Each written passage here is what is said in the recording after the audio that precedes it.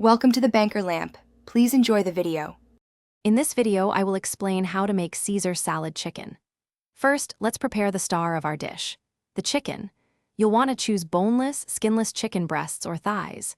Season them generously with salt, black pepper, and a touch of garlic powder.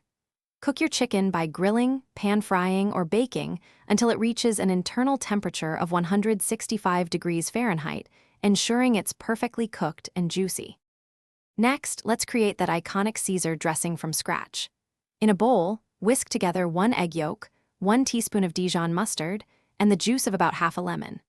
Gradually, and I mean slowly, drizzle in about 1/2 cup of olive oil while continuously whisking until the dressing becomes thick and creamy. Finish by stirring in 2 cloves of minced garlic, 1 teaspoon of anchovy paste, and a 1/4 cup of grated parmesan cheese for incredible flavor. No Caesar salad is complete without crunchy croutons and crisp lettuce. For the croutons, cut day-old bread into 1-inch cubes.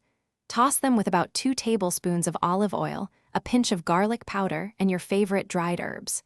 Spread them on a baking sheet and bake at 375 degrees Fahrenheit for 10 to 15 minutes, or until golden brown. For the lettuce, use fresh romaine, washed and thoroughly dried, tearing it into bite-sized pieces.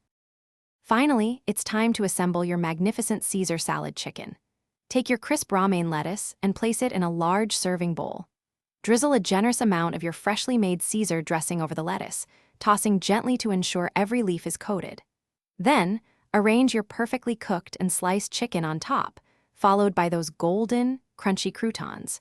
Finish with a sprinkle of extra grated Parmesan cheese for a truly delicious and satisfying meal. Thanks for watching. If this was helpful, leave a like and consider subscribing. See you next time.